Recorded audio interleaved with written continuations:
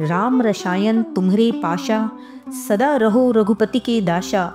तुम्हारे भजन राम को पावे, जन्म जन्म के दुख विसरावे। जय श्री राम, जय हनुमान। दोस्तों, आज 6 मई 2025 मंगलवार का दिन है और यह दिन विशेष रूप से पवित्र माना जाता है। आज शुक्ल पक्ष की नौमी तिथि है, जिसे हम सीता नवमी के रूप में भी मानते हैं। इस तिथि का विशेष महत्व है, खासकर हनुमान जी की पूजा के लिए और उनका आशीर्वाद प्राप्त करने के लिए। एक मंत्र, एक उपाय से जीवन के हर कष्टों से तुरंत मुक्ति मिल जाएगी, धन की वर्षा होने लगेगी और दोस्तों, आपके घर खुशियों का आगमन होगा। आप करोड़पति बन जाएंगे, क्योंकि दोस्तों, इस बार मंगलवार नौमी तिथि के दिन बहुत सारे शुभ योगों का निर्माण हो रहा है, जो कि कई दिनों बाद आया है। इसीलिए दोस्तों, इस दिन का महत्व बहुत ही ज़्यादा और बहुत ही बड़ा होने वाला है। आज के दिन आपको एक बड़ के पत्ते का उपाय जरूर कर लेना चाहिए, जो कि हमें धीरेन्द्र शास्त्री जी ने बताया था। उन्होंने अभी ही अपने एक प्रवचन में इस उपाय का जिक्र किया था। तो दोस्तों, इस उपाय को आपको करना है। अब कब करना है, कहाँ पर करना है और उपाय को करते समय आपको किन किन बातों का ध्यान रखना है, यह सारी जानकारी हम आपको इस वीडियो में देंगे। तो चलिए दोस्तों, वीडियो में आगे बढ़ते हैं। दोस्तों, देखा गया है कि कभी कभी बड़े से बड़े पूजा पाठ अनुष्ठान से भी जो मनोकामना पूर्ण नहीं होती है, वो आज 6 मई 2025 मंगलवार के दिन एक छोटे से उपाय और एक छोटे से मंत्र से आपकी सभी मनोकामना पूर्ण होने वाली है। और बहुत सारे लोगों ने इस उपाय और इस मंत्र का जाप किया है और उनको इसका मनवांछित फल प्राप्त हुआ है। अगर आप लोग भी इस उपाय को आज 6 मई 2025 मंगलवार के दिन करना चाहते हैं, तो आप इस उपाय को अच्छे से समझ लेना, सुन लेना और उसके बाद करना। अगर आपने इस उपाय को सही तरीके से नहीं किया, तो आपको इस उपाय का फल नहीं मिलेगा। इस उपाय को करने से आपके घर में चाहे किसी भी तरह की दुख समस्या क्यों न चल रही हो, आपको उसका कारण भी नहीं पता हो, लेकिन फिर भी आपकी सभी समस्याओं से आपको छुटकारा मिलेगा। तो भक्तों, चलिए आज सबसे पहले उपाय को जानते हैं। दोस्तों, सबसे पहले ब्रह्म मुहूर्त में स्नान करें और लाल वस्त्र पहनें। फिर बरगद का ताजा पत्ता तोड़कर उसे पवित्र जल से धो लें। अब इसे हनुमान जी के मंदिर में ले जाकर एक दीपक जलाएं और हनुमान जी के सामने इस पत्ते को रख दें। फिर हम जो मंत्र आपको बताने वाले हैं, उस मंत्र का पूरे श्रद्धा भाव से 108 बार के लिए जाप करें। याद रखिए, आपको इस मंत्र का जाप पूरे 108 बार के लिए करना है। अगर आपने इस मंत्र का जाप कम किया तो आपको इसका कोई भी फल प्राप्त नहीं होगा। भक्तों, जाप के बाद उस पत्ते को हनुमान जी के चरणों में अर्पित करें। भक्तों, इसके साथ ही आज हम आपको हनुमान जी का धन प्राप्ति मंत्र बताने जा रहे हैं, जिसे करने के बाद आप सदैव के लिए अमीर बन जाएंगे और आपके घर कभी फिर धन की कमी नहीं होगी। इस मंत्र को 108 बार जाप करने से हनुमान जी के रुद्र रूप से विशेष कृपा प्राप्त होगी। यह मंत्र आपके जीवन को न केवल समृद्धि से भर देगा, बल्कि आपको धन धान्य की प्राप्ति भी कराएगा। क्या आप भी अपने जीवन में धन की कमी महसूस करते हैं? क्या आप भी चाहते हैं कि आपकी मेहनत का आपको सही फल मिले? तो फिर हनुमान जी की कृपा से यह संभव हो सकता है। आज हम आपको इस मंत्र और इस उपाय को करने के लिए कह रहे हैं, क्योंकि बड़े से बड़े व्यापारी, बड़े से बड़े अमीर लोगों ने इस उपाय को अपनाया है और इस मंत्र का सच्चे मन से जाप किया है और आज वे दुनिया के सबसे अमीर व्यक्ति बने हुए हैं। तो भक्तों, अगर आप भी चाहते हैं कि आपके जीवन में सफलता और धन का आशीर्वाद बना रहे, हनुमान जी का आशीर्वाद आपको आपके कठिन समय में संजीवनी की तरह आशीर्वाद दे, तो हमारी वीडियो को लाइक और चैनल को सब्सक्राइब जरूर कर लें और हनुमान जी के चरणों में अपने नाम की हाजिरी लगाकर अपनी उपस्थिति दर्ज कराएं। क्या पता हनुमान जी का आज ही आप पर आशीर्वाद प्राप्त हो और आपके घर आज से ही खुशखबरी आना चालू हो जाए और आपके घर धन की वर्षा होना शुरू हो जाए। अगर आपको नौकरी नहीं मिल रही है तो आपको तुरंत नौकरी मिल जाए। आपके व्यापार में अगर आपको नुकसान हो रहा हो तो वो आपको फ़ायदा होने लग जाए और आपके घर में यदि कलह होती हो तो वो भी आपके घर में खुशियों से भर जाए। तो भक्तों, एक बार हम आपसे फिर निवेदन करेंगे कि अगर आपने अभी तक हमारी वीडियो को लाइक और चैनल को सब्सक्राइब नहीं किया है तो तुरंत कर लीजिए और पूरे श्रद्धा भाव से इस मंत्र का स्मरण करते हैं। एक बार प्रेम से बोलिए, जय श्री राम, जय हनुमान। मनोजवं मारुततुल्यवेगं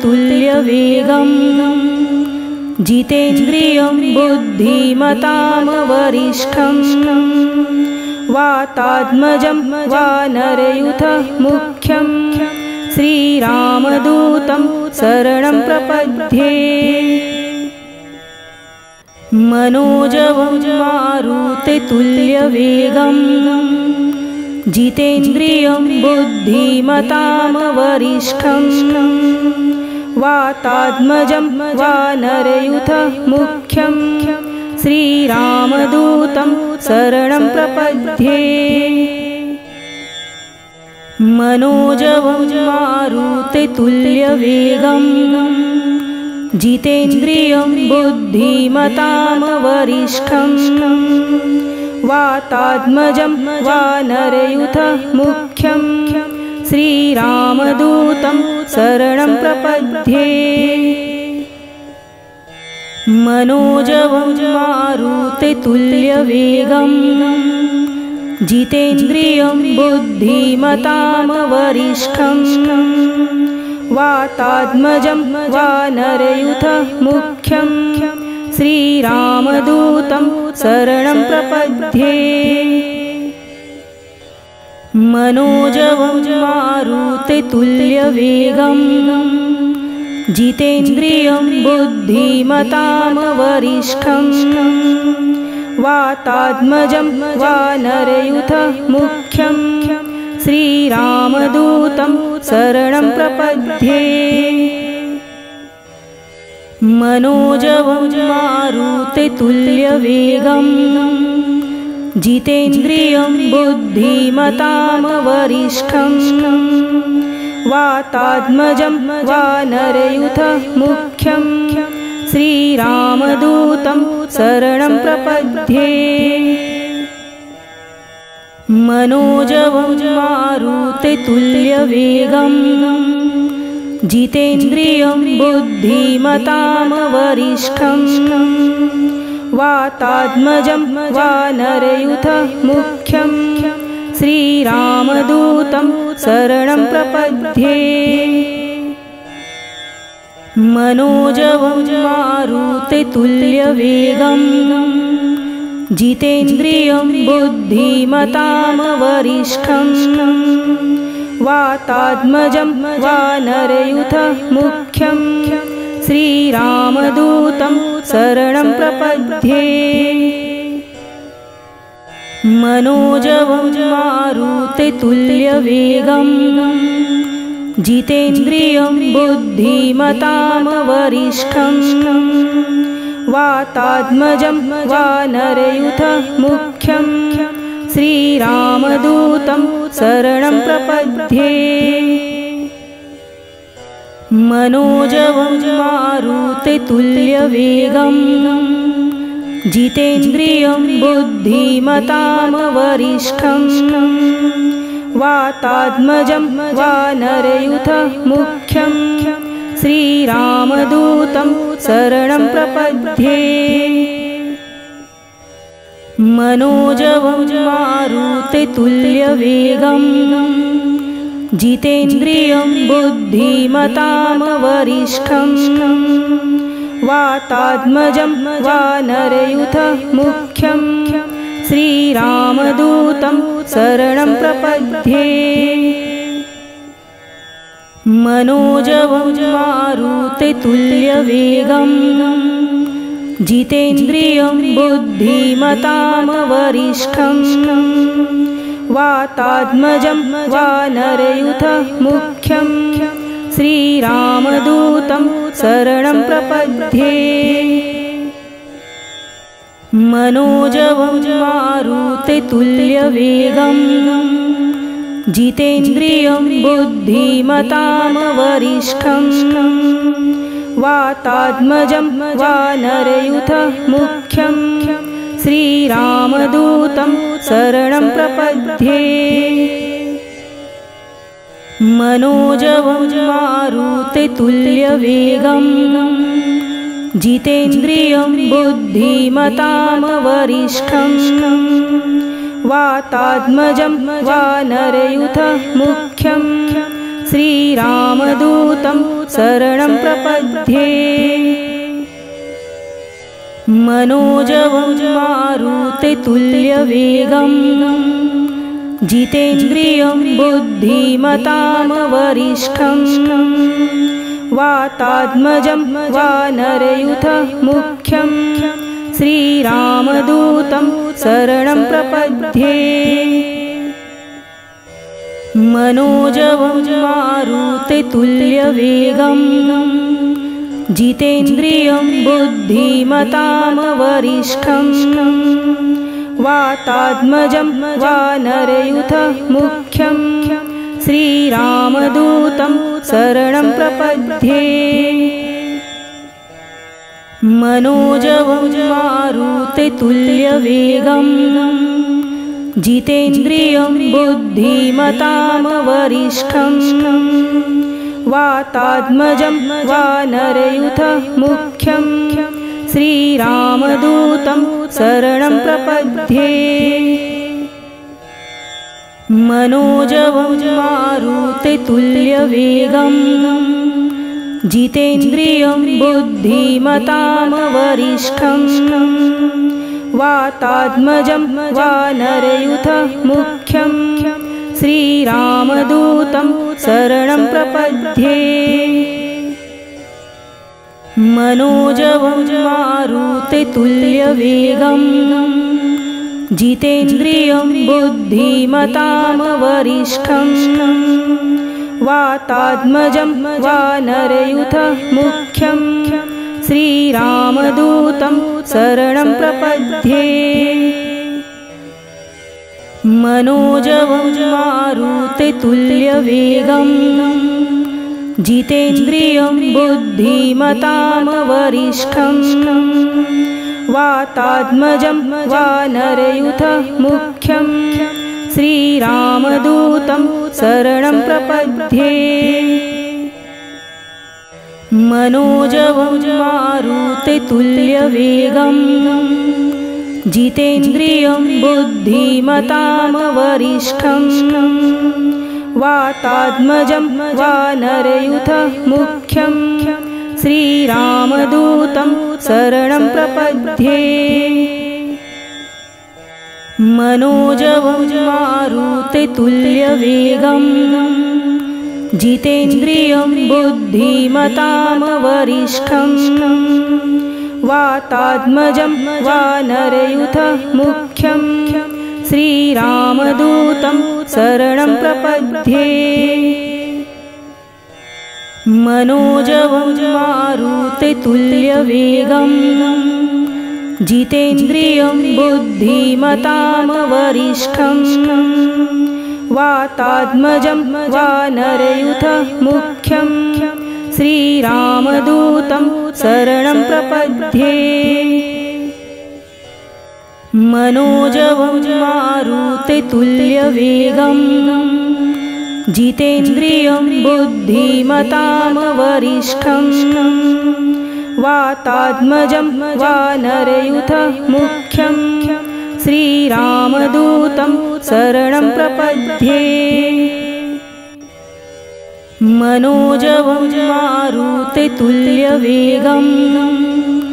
जितेन्द्रियं बुद्धिमतां वरिष्ठं वातात्मजं वानरयूथं मुख्यं श्रीरामदूतं शरणं प्रपद्ये। मनोजवं मारुततुल्यवेगं जितेन्द्रियं बुद्धिमतां वरिष्ठं वातात्मजं वानरयूथमुख्यं श्रीरामदूतं शरणं प्रपद्ये। मनोजवं मारुततुल्यवेगं जितेन्द्रियं बुद्धिमतां वरिष्ठं वातात्मजं वानरयूथमुख्यं श्रीरामदूतं शरणं प्रपद्ये। मनोजवं मारुततुल्यवेगं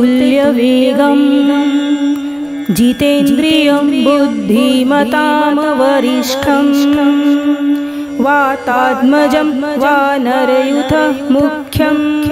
श्रीरामदूतं शरणं प्रपद्ये।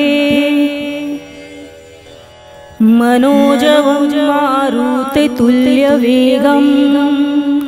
जितेन्द्रियं बुद्धिमतां वरिष्ठं वातात्मजं वानरयूथमुख्यं श्रीरामदूतं शरणं प्रपद्ये। मनोजवं मारुततुल्यवेगं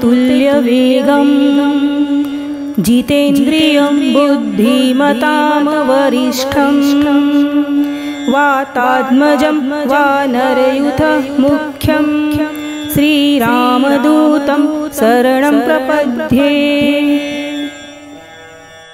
मनोजवं मारुततुल्यवेगं जितेन्द्रियं बुद्धिमतां वरिष्ठं वातात्मजं वानरयूथमुख्यं श्रीरामदूतं शरणं प्रपद्ये। मनोजवं मारुततुल्यवेगं जितेन्द्रियं बुद्धिमतां वरिष्ठं वातात्मजं वानरयूथमुख्यं श्रीरामदूतं शरणं प्रपद्ये। मनोजवं मारुततुल्यवेगं